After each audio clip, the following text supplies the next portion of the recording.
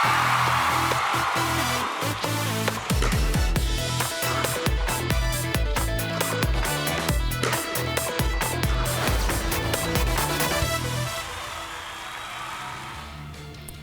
everyone, I'm Aisha Sindhu and you're watching WION Sports, the show that has your daily fix of all things sports covered. Here's a look at what we have lined up for you today.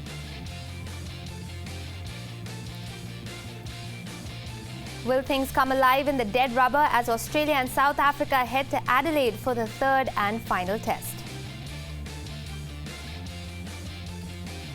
Australia put up a brave face even as they stare at turmoil. We look at what's going wrong with Australian cricket. It was raining goals in Borussia Dortmund's Champions League match against Legia Warsaw. You'll never guess how many were slotted in all. With doping controversies littering his own backyard, Russian President Vladimir Putin signs an anti-doping law.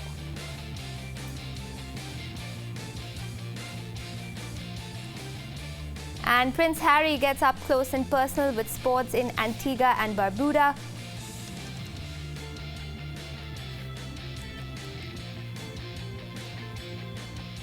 It's been called the liveliest of dead rubbers. Australia take on South Africa in a day-night test match in Adelaide starting Thursday, and a test it will be. Australia have already lost the series 0-2, but there's plenty still at stake, including the number 4 spot in the ICC test rankings and perhaps equally important, Aussie pride. It is a situation that Australia does not usually find itself in. Definitely not in a home series. At Hobart, Australia surrendered the series to South Africans with a very un-Aussie-like innings defeat within 4 days. The home team now is 0-2 down with 1 to play. It is a day-night test, something that Australia has played before, and it is the first time that South Africans are playing the pink ball test match. It's a surprise turnaround for South Africans, surely. Without their premier batsman and designated captain AB de Villiers and their best bowler Dale Steyn crying off with an injury, the Proteas have surpassed all expectations in winning the Test series rather comfortably.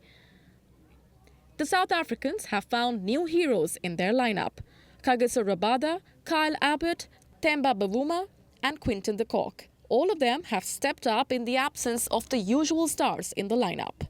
Bureau Report, WION. Joining us to talk more about that story is senior sports journalist V. Srivatsa. He joins us live from Hyderabad. Good evening, Mr. Srivatsa. Thanks so much for joining us here on WION Sports. So South Africa's without AB and Dale Steyn. There's an underperforming Hashim Amla in the side, and yet the side's been dominant in the series. Are you surprised?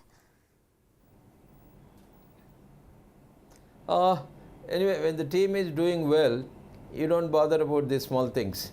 See, like when they played in India last winter, they had this problem. When Amla, the captain, was underperforming, so immediately the first thing he did was to quit captaincy so that he could concentrate only on his batting. So these kind of things do happen. You see, that's where you must give credit to Virat Kohli, as he himself said. See, captaincy, in fact, did not make any difference to his batting. In fact, he seems to be enjoying more, and he's doing better as a captain, as a batsman, than when he was not captain. So these are all the things which, if the team is doing well, if one of the main batsmen doesn't perform, he can be given an extended stay, say entire series he can play, the kind of things. Otherwise what happens, you will be in trouble. If right. Your mainline batsmen, all the three are... See, in England's case, the same thing happened. Right. In fact, I was going to say, since you are talking about skippers, do you think that du Plessis then has a stronger chance sticking on as captain, considering South Africa's fortunes in this series? Yeah, I must say that du Plessis is a very lucky captain, because the South Africans have been having problems with captains in the last couple of years. De Villiers doesn't want to lead, but he is forced to lead.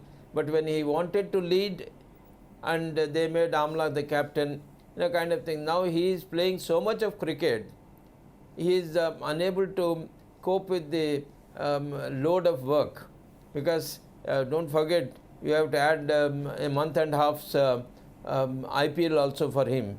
He is a very key player in IPL also. So kind of thing, when you look at it, Du Plessis has done well, and luckily Du Plessis is leading his team at a time when the Australian cricket is on a downward spiral. That was the thing. But the South Africans have done exceptionally well, I must say, under his captaincy. Right, so clearly there's a mix of things going on over here. There's a depleted Australian side facing Du Plessis, and Du Plessis is, of course, perhaps looking for a more permanent settling in as the skipper. But what about the day-night factor, Mr. Srivatsa? Aussies have played one before and won that test match, but this is the first time for the Proteas. Do you think that's going to have a big impact on the result of the test? Yeah, that is true, because this is where the Australians will have slight edge, having played already once in a pink ball test there in the same place, Adelaide. So Adelaide is a place where the spinners have a better thing than the pacers. Right. Only the first day or so, the pacers will have a very good idea of how to bowl and all. Then otherwise, this is one place where you get this thing. So South Africans have been doing very well. So it should be seen how well they can cope with the pink ball. But ultimately, it is the same. See, the bowling has to be the same, because the ball, it might swing a little more or little less in certain conditions. Otherwise, it is not going to make so much of difference. All right, Edwin Khaswe of the ANN7 sports journalist joins us right now from Johannesburg. Edwin, thanks so much for getting in on the conversation. I'm going to take that same question across to you. The Aussies have already played a day-night test and they have won. The Proteas, on the other hand, have not. So do you think that's going to be a big factor in the result at Adelaide? I think it might actually suit the South Africans, because the Aussies are in disarray, just simply for that reason. The Australians have made 5 changes to their team that lost in Hobart, and they've brought back this bowler Jackson Bird. He's very, very good with the pink ball. He's got 5 in Test cricket in a day-night match. But the Aussies, as a camp, in such disarray that I don't see them, rescuing this series by winning the Adelaide Test. The South Africans, on the other hand, look like a united team, based around this ball tampering incident that was involving Faf du Plessis, the captain. So they seem to look like a very tight unit at the moment, and you might actually go back to after the India series, where they came to India and then they did very badly there. When they came back, questions were asked of the coach Russell Domingo, with people saying that he should step down, and there was an idea to institute a commission of inquiry into international cricket and domestic cricket with several people from outside cricket being asked to sit on that panel, but that has since fizzled out. What happened then was that the team went away in what in South Africa we call a bosbarat, which is you go away for a weekend. It's a meeting where everything is off the table. You say whatever you want, and you air your views. The players, management, the captain. It could have gone wrong. Right. with people maybe taking things badly, but fortunately for South Africa, it went right. So you could see that this team that was battling so much in India and losing to England here at home has now gone to Australia and performed this well. So I just don't see. I'm just giving you a background there of how the transformation has happened so quickly, that I don't see that happening with the Australian team ahead of tomorrow's first day of the third test. Right. And I don't see the Australians getting together with all these 5 new players coming in. All right. Edwin, because tell of me. the bad performances in Hobart. So I think a lot of people in India could do with a weekend like that as well, I suppose. But going back to the South African side, you're calling them a tight unit, but then it is without the services of AB de Villiers, Dale Steyn, and there is an underperforming Hashim Amla in there. Does that surprise you then that they've come up with the sort of results that they have? Absolutely, it's very surprising, but it just shows you how well that weekend away worked. Because if you don't have, there's always been an over-reliance in South African cricket on a few players, your Jacques Kallis, your Mark Boucher, or your Alan Donald going back. So it's great and it's surprising to see that this team is performing so well without, as you say, Hashim Amla firing on all cylinders, Dale Steyn out of the team, and of course the regular captain AB de Villiers. And some people actually say that the team might be responding well to the captaincy of Faf du Plessis because they are not overawed by the talent and the abilities of AB de Villiers. He seems to stand out above the rest in the team, whereas Faf du Plessis is your like happy-go-lucky kind of a guy. The players identify with him. They know that he's got his shortcomings. They know that he's got his weaknesses. So the players are not overawed by his presence in the team, and they respond better to his captaincy than if AB de Villiers was there, who's out of this world. He's like your Virat Kohli.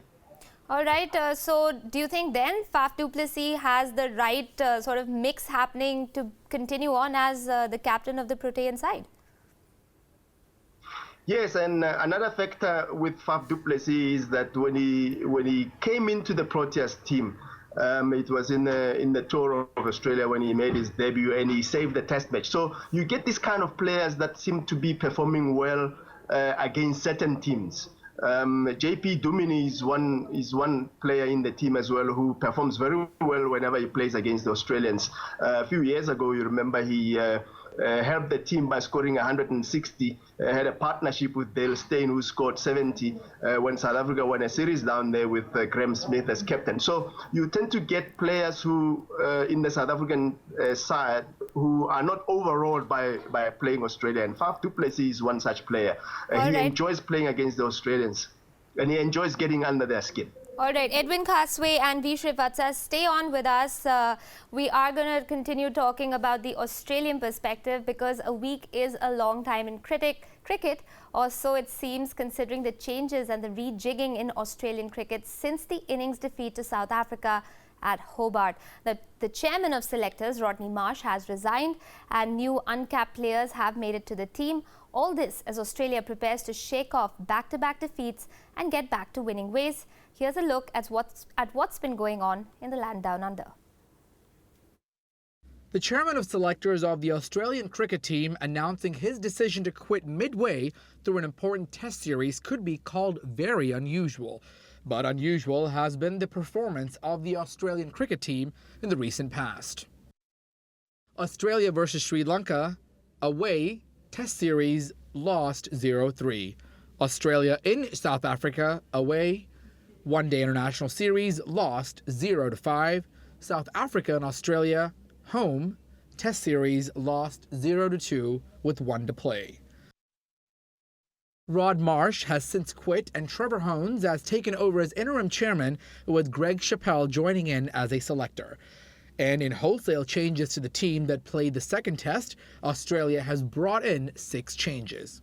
The players that were left out of the team include Adam Voges, who is out injured, Callum Ferguson, Peter Neville, Joe Burns, and Joe Meny, while the players who have made it to the team include Matt Renshaw, Peter Hanscombe, Nick Maddinson, Chad Sayers, Jackson Bird, with Matthew Wade donning the gloves behind the stumps again.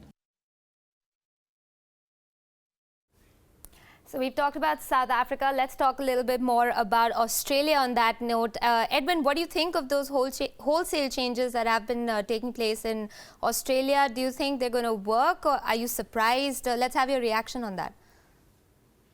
Yeah, I think that, you see, if you look at this series against the Proteas, and perhaps you look at the Australia series against Sri Lanka, where they were whitewashed as well, I don't think that the Australian problem is with the bowling. I know that they've brought Jackson Baird in because he's very good with the pink ball, and the South Africans haven't faced that in Test cricket. They haven't played day-night Test cricket, so that's the advantage for them. I think the problem that they have is to sort out their batting. And I think that's been what has let them down. I mean, Mitchell Starc in Hobart came back after South Africa had bowled Australia out for 85, and he took all those quick early wickets. So the bowling is fine. He's combined very well with Hazelwood, but they have to sort out their batting, and I just don't see how it's going to work at such short notice. Matthew Wade is an experienced campaigner. And he'll have to get runs as a wicketkeeper. You know, the Aussies have that tradition going back to Gilchrist, right, of wicketkeeper batsman, and Rod Marsh himself as well. So they will have to sort out their batting. I just don't think that their batting will be solved by new guys coming in, because you know, Test cricket is very hard. You're facing a team that is in good form, right, the Proteas, with the bowlers who are going to be exploiting the new men coming in. But you did mention batsmen, so you're saying that the batting is a problem for Australia. How much of that is factored in when we're talking about Steve Smith? He's not performing the way he did at the start of his career. Do you think that's really part of a big part of the problem that's facing Australia right now? Yes, because the captain has to lead from the front, and if the captain is not scoring runs because he's worried about other players in the team, because the captain has got to worry about all sorts of things in cricket. It's not like in football where the players are in the dressing room, the captain gives them a speech, and they all go out on the field and play. In cricket, you have to worry about your fielding, changing your bowlers, keeping them fresh, making sure that you set everything correctly. So you're constantly thinking that it might actually affect your batting, but at the same time you cannot be like Steve Smith to be in the team purely because you're captain. You have to perform, and we've seen it over the years in cricket. Right. Alan Border went through the same problem. So Edwin, I'm gonna cut you off there because we're running out of time, and I really want to take that question across to Mr. Srivatsa as well. Mr. Srivatsa, when we were talking about Faf, you did mention that captaincy and batting can go hand in hand, as Faf is showing and as perhaps Virat Kohli is. But when it comes to Australia, that's clearly not happening. Yeah, because in Australia's case, in Steve Smith's case, it's clearly team not doing well, because that is affecting his batting. It's not the other way around. It is not because of Steve Smith, because they had a very good settled side. David Warner had couple of very good knocks, but unfortunately when David Warner gets out, everything looks so terrible, because the guy who's been doing very well at the top of the order, when you get a good start, and then things will ease out for batsmen in the middle order. Right. And in Steve Smith's case, he is unable to play a longish innings because of this problem. Now they've got Renshaw, Madison and all. I think these two guys have done very well with the Australian A team, and they should be able to really... But you know what happens when you come in, you are Right. also under pressure, because when you change 5 players, everybody is under pressure. Right, That's the Mr. problem with Srivatsa, I'm Australia sorry, now. I'm going to have to interrupt you there. We've run completely out of time on this segment, but thank you so much, both of you, for joining us on the program. Edwin, we will come back to you as that test takes place in South Africa. But on that note, gentlemen, thanks for joining us on WION Sports. We're going to take a quick break right now, but when we resume, it rained goals at a UEFA Champions League match as 12 goals were scored. Who won this goal blitz? More on that after this short break. Stay with us.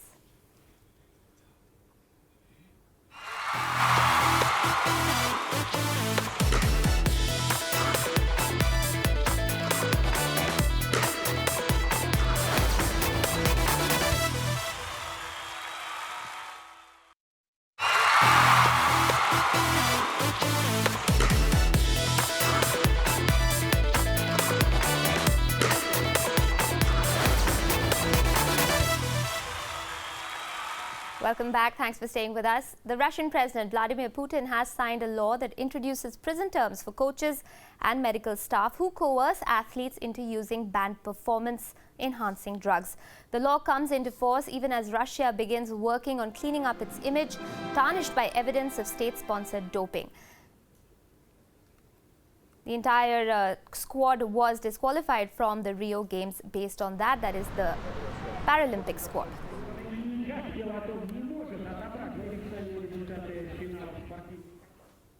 Tuesday night at the UEFA Champions League saw teams seal their place in the knockout stage and also a record-breaking haul. In Group E, Tottenham Hotspur's hopes of qualifying for the knockout stages were dashed 2-1 by FC Monaco. The Spurs equalized through a Harry Kane penalty after Djibril Sidibe put the hosts ahead in the second half. But Thomas Lemar saw to a clean sweep of points for Monaco, who will now finish top of the group. It was a record-breaking night in Group F as Borussia Dortmund took on Legia Warsaw. 12 goals were scored for the first time in a Champions League fixture. Marco Reus starring with a hat-trick in Dortmund's eventual 8-4 win. In the other game, defending champs Real Madrid overcame Sporting Lisbon in a hard-fought 2-1 win.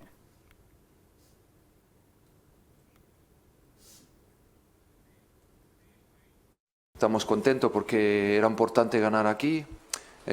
Antes yo decía ayer que vamos a tener un partido complicado, lo hemos tenido, pero conseguimos lo que venimos a buscar solo. Y ahora hay que descansar bien y pensar, porque viene muy rápido el próximo partido en casa y bueno, hay que recuperar bien. English champions Leicester City continue to impress in Europe with a 2-1 win over Bruges. Goals from Shinji Okazaki and Riyad Mahrez ensured Claudio Ranieri's side will finish top of Group G.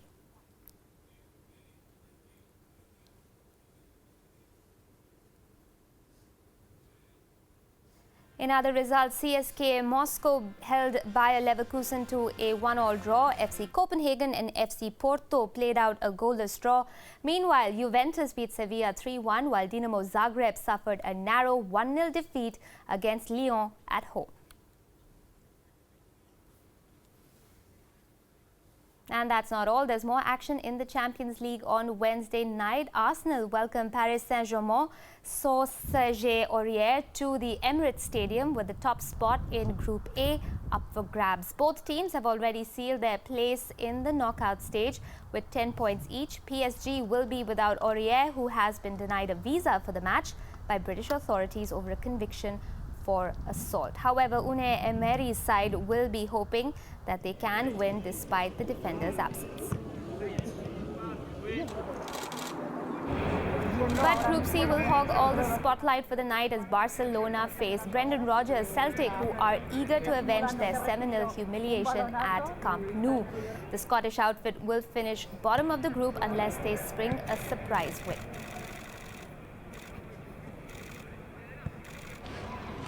In the other group game, Manchester City travelled to Germany to take on Borussia Mönchengladbach. Pep Guardiola's side are second in the group table, and a draw will be enough to secure a place in the knockouts. In other matches, Besiktas take on Benfica and Napoli face Dynamo Kiev in Group B. German champions Bayern Munich travel to Russia to take on FC Rostov, while last season's runners-up Atletico Madrid faced Dutch champions PSV Eindhoven.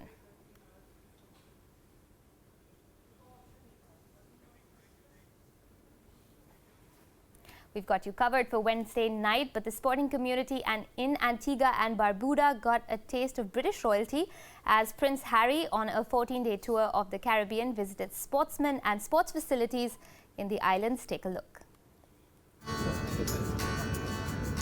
Former West Indian cricket greats brushed shoulders with the British royalty as Prince Harry came visiting.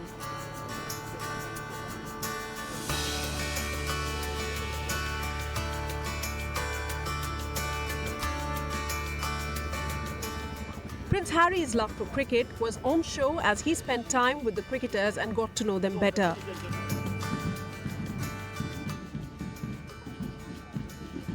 He toured the grounds of the stadium, meeting local children and young people so that Prince Harry could see and participate in some of the national sports played in the region.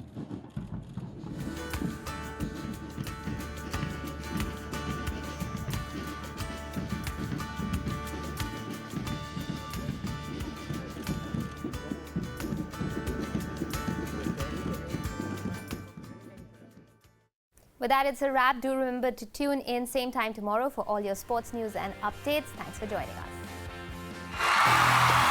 us.